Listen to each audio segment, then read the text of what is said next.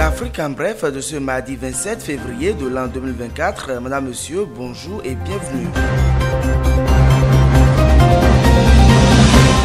On commence par le Sénégal où le président Macky Sall rassure ses adversaires et le peuple au sujet de l'élection présidentielle et de la tension qui prévaut dans le pays. Il a annoncé hier lundi à l'ouverture du dialogue avec les acteurs politiques qu'il a initié un projet de loi d'amnistie générale qu'il soumettra demain mercredi à l'Assemblée nationale. Ceci pour libérer les détenus des manifestations politiques survenues entre 2021 et 2024.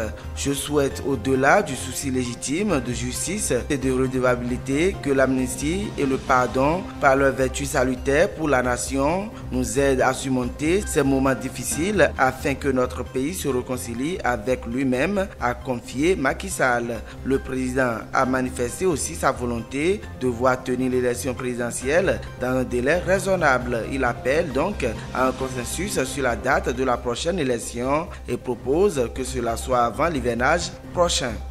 Direction Guinée, 13 centrales syndicales ont entamé une grève générale illimitée pour réclamer la baisse des prix des denrées alimentaires, mais également l'arrêt des restrictions qui pénalisent l'espace médiatique. Le débrayage a été bien suivi dans la capitale. Au moins une personne a été tuée dans des protestations.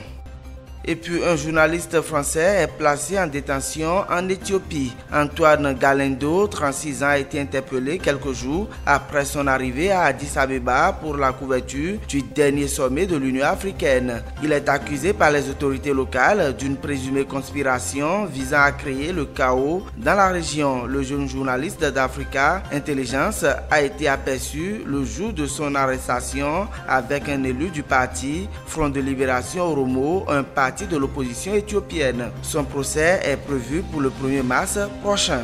Madame, Monsieur, chers abonnés, ce sera donc tout pour l'Afrique en bref de ce jour. À ce soir pour l'actualité nationale.